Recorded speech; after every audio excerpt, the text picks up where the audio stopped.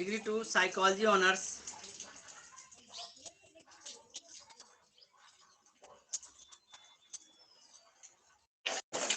Degree 2 psychology honours.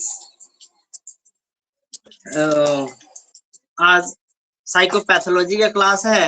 आज का जो टॉपिक है वो है nature of psychopathology of everyday life.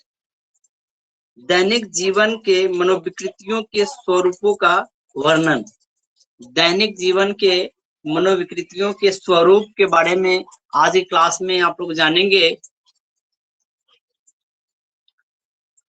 जो नए स्टूडेंट है वो अविलंब जुड़े, और जो स्टूडेंट जुड़े हुए हैं वो कोशिश करे कि अपने क्लास फेलो को अधिक से अधिक क्लास फेलो को इस टीचमिंट ऐप से जोड़े और क्लास के लिए प्रोत्साहित करे। तो आज का जो टॉपिक है वो है psychopathology of everyday life. Psychopathology of everyday life.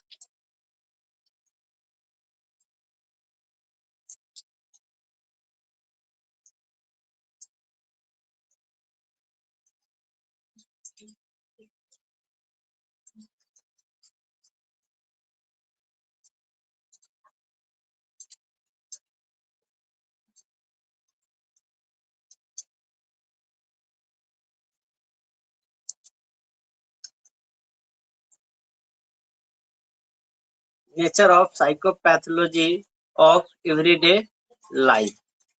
आज का यही टॉपिक है। दैनिक जीवन के मनोविकृतियों के स्वरूपों के संबंध में हम लोग जानेंगे। सभी व्यक्ति अपने दैनिक जीवन में कुछ न कुछ भूले करता है। इसमें से कुछ भूले ऐसी होती है जिनका हमें ज्ञान होता है तथा हम तुरंत ही उन भूलों में सुधार कर लेते हैं। दैनिक जीवन में प्रत्येक व्यक्ति एवरीडे कुछ न कुछ भूल निश्चित रूप में करता है, लेकिन कुछ भूलें ऐसी होती है जिसका ज्ञान जैसे ही उसको ज्ञात होता है तो वो अपनी भूल को सुधार लेता है। परंतु कुछ भूलें ऐसी होती है जिससे व्यक्ति अपने दैनिक जीवन में अनावश्यक कर बैठता है।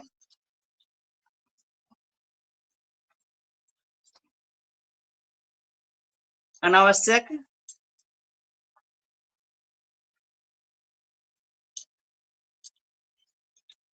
कर बैठता है। ये ऐसी भूलें हैं जो व्यक्ति को निरुद्देश्य यानी कि उद्देश्य विहीन तथा मात्र संयोग बस होने लगता है।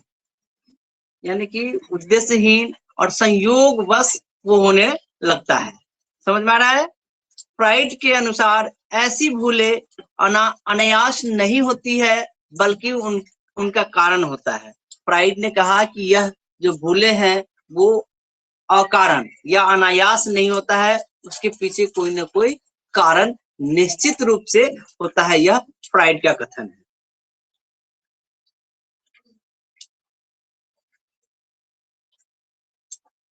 जो अचेतन में दमित होता है, मैंने पिछले क्लास में अचेतन के बारे में बताया है। तो मन का जो सबसे बड़ा भाग होता है वो अचेतन होता है, और अचेतन जो भी इच्छाएं हैं वो इच्छाएं जिसकी पूर्ति चेतना स्तर पर नहीं हो पाती है तो वो क्या होता है, दमन के प्रोसेस के माध्यम से अचेतन में दमित हो जाता है। इसीलिए उन्होंने फ्राइड ने कहा कि अचेतन में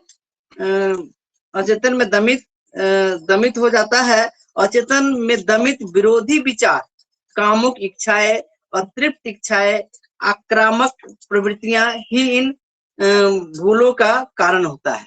अचेतन में कैसी इच्छाएं दमित होती है? अनैतिक, असामाजिक, कामुक इच्छाएं जो है जिसकी पूर्ति चेतना स्तर पर नहीं हुई, वह अचेतन में जाकर के दमित हो जाता है और वहां पर भी वो अपनी इच्छाओं की पूर्ति चाहता रहता है। वही पूर्ति, वही इच्छाएं जो है वो व्यक्ति को हैबिट में आता है और व्यक्ति दैनिक जीवन में भूल करने लगते हैं, जिसका उसे थोड़ा भी ज्ञात नहीं होता है। अचेतन जो है वो अदृश्य होता है। मैंने पिछले क्लास में बताया था कि विद्युत आवेग जो होता है, विद्युत का वेव जो होता है, तो विद्युत संचार जो होता है उसका वेव जो है वो दिखाई नहीं देता है, लेकिन वो अपना कार्य निश्चित करता है। तभी हमारे घर में बिजली आती है, बल्ब जलता है, पंखा चलता है, टीवी चलता है। ये सब विद्युत वेव की वजह से होता है। जस्ट लाइक मन की जो अनकॉन्शियस माइंड है, मन का जो अचेतन भाग है, वह विद्युत के समान ही कार्य करता है, विद्युत के वेव के समान, कि वो दिखाई नहीं देता है लेकिन उसका अस्तित्व निश्चित होता है। तो जो भी अनैतिक, असामाजिक, अतार्किक इच्छाएं हैं, कामुक इच्छाएं हैं, वो कहाँ चला जाता है? अचेतन में दमित हो जाता है। और वो दमित इच्छाएं जो है वो विरोधी विचार के होते हैं, और वहां पर आपस में विरोध, एक दूसरे में जंग छिड़ जाता है, लड़ाई होने लगता है, और सब चाहता है कि हमारी इच्छाओं की पूर्ति हो, हमारी इच्छाओं की पूर्ति हो। यदि बहुत दिनों तक अतिरिक्त इच्छाओं की पूर्ति नहीं हो पाती है, तो वह व्यक्ति परोक्ष रूप से, जिसे व्यक्ति को ज्ञात भी नहीं होता है, वो दैनिक जीवन की भूल के रूप में सामने आता है।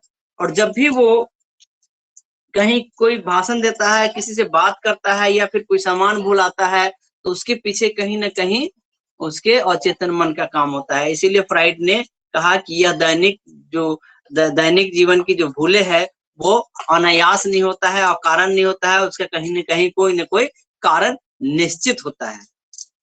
आशा है कि आप लोग अच्छे से समझ रहे होंगे।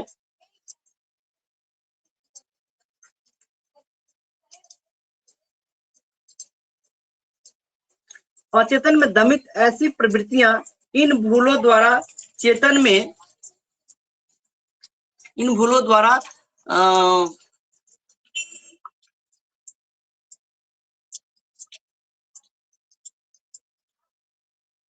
में अभिव्यक्त होती है। ऐसी गलतियां को ही फ्राइड ने दैनिक जीवन की मनोविकृतियां कहा है। यानी कि इस तरह की जो गलतियां हैं, इस तरह की जो भूलें हैं, उसी भूल को सिगमंड फ्राइड ने दैनिक जीवन की मनोविकृति कहा है। समझ में आ रहा है? चलिए आगे बढ़ते हैं।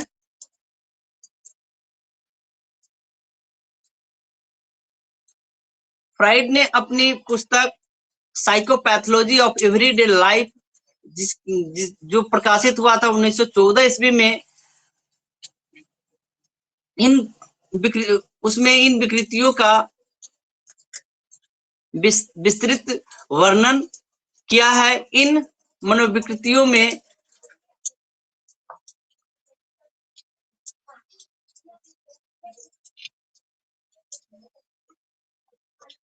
बोलने की भूलें, लिखने की भूलें, किसी व्यक्ति या स्थान के नामों को भूलना, चीजों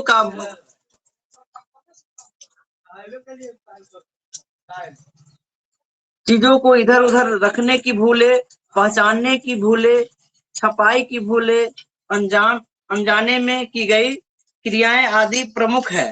क्योंकि इन भूलों का कारण अचेतन में होते हैं, अतः व्यक्ति इन भूलों के प्रति अनभिज्ञ रहता है तथा उसे मात्र संयोगवश या बिना ध्यान के होने वाली गलती समझकर अपने आप को संतुष्ट कर लेता है। बहुत ऐसे व्यक्ति हैं, देखेंगे कि वो लिखने में लिख रहा है, बीच का वर्ड छोड़ दिया, के जगह पर क लिख दिया। उसी तरह से कोई बीच से वाक्य ही गायब कर दिया। तो ये जो होता है वो गायब करता नहीं है, ऑटोमेटिकली हो जाता है। कैसे? अचेतन मन के कारण। और तो इसीलिए कहा गया, फ्राइड ने कहा कि यह भूल जो है वह संयोगवश नहीं होता है, वो जानबूझ करके किया जाता है, जिसकी जानकारी उस व्यक्ति को नहीं होती है। अर्थात व्यक्ति को कहने का तात्पर्य कि चेतना में नहीं आता है कि यह भूल मैंने क्यों किया, इसीलिए वो संयोग बस कर देता है। लेकिन ऐसी भूलें जो है वो मन के अचेतन भाग द्वारा होता है, जो एक प्रकार की मनोविकृति है। गलती करना, भूल करना, यह भी एक प्रकार की मनोविकृति है, मानसिक रोग है। उसी तरह से किसी व्यक्ति या स्थान के नामों को भूल जाना, किसी व्यक्ति के नाम भूल जाना या स्थान के नाम भूल जाना, यह भी एक तरह का मनोविकृति है। सामान्य व्यक्ति भी भूल जाते हैं, लेकिन थोड़ा सा प्रयास करने के बाद उसे पुनः याद आ जाता है, घंटा 2 घंटा, 1 दिन 2 दिन में याद आ जाता है। लेकिन ऐसे व्यक्ति जिसको याद ही नहीं आ रहा है किसी का नाम या फिर स्थान का नाम, तो वैसे व्यक्ति को मनोविकृति की संज्ञा में रखा जाएगा। बहुत ऐसे व्यक्ति होते हैं जो कोई भी वस्तु को इधर उधर रख देता है, इधर उधर रखने की भूल, कहीं कोई वस्तु रख दिया और उसको याद ही नहीं आ रहा है, लाख कोशिश करने के बावजूद भी उसको याद नहीं आ रहा है। और जो एक सामान्य व्यक्ति होते हैं, वो कोई सामान रख देते हैं, एट ए टाइम उसको याद नहीं आता है, लेकिन घंटा 2 घंटे के बाद उसको याद आता है, अरे फलाना सामान को इतना ढूंढ रहे थे, उस समय नहीं मिला, ये सामान तो यहाँ पड़ा हुआ है। तो एक सामान्य व्यक्ति जो है उसको ढूंढ लेता है, लेकिन एक असामान्य व्यक्ति जिसको इस तरह की मनोविकृति, दैनिक जीवन की भूले करने की मनोविकृतियां हैं, वैसे व्यक्ति लाख कोशिश करने के बावजूद भी उस सामान के कहाँ रखा है उसको याद नहीं रहता है।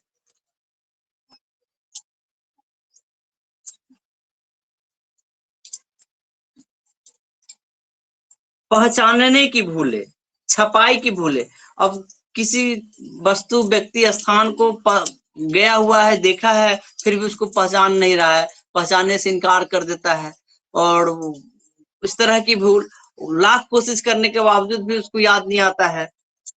उसी तरह छपाई, प्रिंट करने का भूल, कि अब देखेंगे बेसिकली कि जब कोई क्या कहते हैं, प्रिंट मीडिया के लोग सब भी उसमें मिस्टेक कर देते हैं, तो वो जब वो देखता है कि यहाँ मिस्टेक है, तो एक सामान्य व्यक्ति को यह पता चल जाता है कि अरे ये तो छूट गया, और उसको फिर सुधार लेता है। लेकिन जो दैनिक जीवन की भूले जैसी मनोविकृति से ग्रस्त है, वैसे व्यक्ति इसको नहीं ठीक कर पाता है,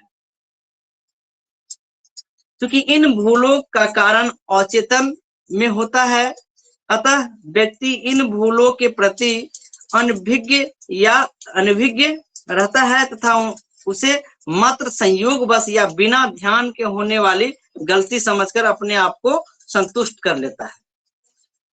इस तरह की गलती किया, लेकिन वो ईगो को, चूंकि ईगो हर्ट होता है, कहीं पर कोई काम कर रहे हैं, कोई गलती हो गया, तो देखने वाले व्यक्ति आपको हो सकता है डांटे, डपटे, पनिश्ड करे, तो वैसी स्थिति में पनिशमेंट से बचने के लिए, ईगो हर्ट ना हो, तो ईगो हर्ट होने से बचाने के लिए वो क्या करता है, एक युक्ति बना लेता है, और उसको संयोगवश या बिना ध्यान के होने वाले गलती कह देता है कि अरे उस समय तो हमको ध्यान ही नहीं था, इसलिए मैंने इस तरह की गलती कर लिया। इससे क्या होता है, ईगो हर्ट होने से बच जाता है। मैंने बताया कि ईगो, जिस व्यक्ति का अहंग काफी हर्टेड हो जाएगा, काफी वीक हो जाएगा, कमजोर हो जाएगा, तो ईगो बहुत अधिक हर्ट होता है, व्यक्ति क्या करता है, सुसाइड, आत्महत्या। इसकी चर्चा मैंने कर दिया है कि ईगो बहुत ज्यादा हर्ट होता है तो व्यक्ति आत्महत्या कर लेता है। अब देखेंगे कि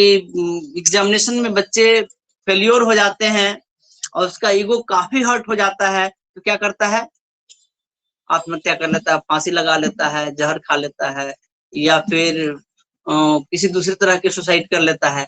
और क्योंकि जैसे ही फेल्योर हाथ लगता है तो हर्ट सभी व्यक्ति, जो भी व्यक्ति फेल्योर होता है सब हर्टेड होता है, सबका ईगो हर्ट होता है। लेकिन ईगो हर्ट होने से हमेशा चाहता है कि इससे हम बचा ले अपने आप को। तो बहुत व्यक्ति ऐसे है जो फेल होने के बावजूद भी कुछ देर रोएगा, फिर उसके पेरेंट्स समझाते हैं तो वो शांत हो जाता है, उसका हर्ट जो है वो क्या कहते हैं, बैलेंस हो जाता है, बैलेंस इक्वल हो जाता है, बराबर रहता है, और अपने आप को वो संभाल लेता है। या फिर युक्ति संगत बातें बोल देता है कि अरे जो हम तो फेल कर गए, हम तो परीक्षा से पहले बीमार थे, 10 दिन 15 दिन तक बीमार रहे, इसीलिए हम फेल कर गए, तो अगली बार अच्छे से पढ़ेंगे और बीमार नहीं होंगे, हम अगले बार अच्छा नंबर से पास हो जाएंगे। तो यह हो गया ईगो को सांत्वना देना, उससे ईगो हर्ट नहीं होता है, उससे बचने के लिए ऐसा कहा जाता है। उसको कहा जाता है युक्ति संगत बातें, जिससे ईगो हर्ट ना हो। और निष्कर्ष स्वरूप हम इस प्रकार कह सकते हैं कि दैनिक जीवन में मनोविकृतियों का स्वरूप बिल्कुल स्पष्ट है।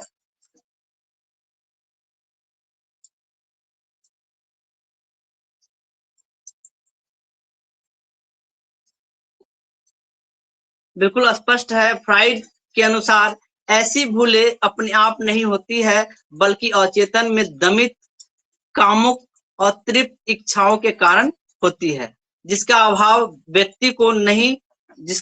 व्यक्ति को नहीं होता है, क्योंकि यह अचेतन स्तर पर होता है। चूंकि घटनाएं तो चेतन स्तर पर घटित होती है, इसीलिए व्यक्ति को इसका पता नहीं चलता है और संयोग बस कह देता है। समझ में आया?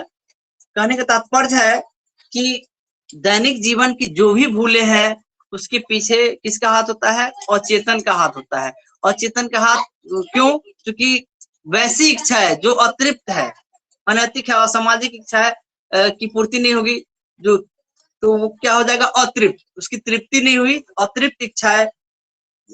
जो अतृप्त इच्छाएं हैं, कामुक इच्छाएं हैं, वैसी इच्छाएं जो है वो दैनिक जीवन के भूल के रूप में चेतन स्तर पर आता है।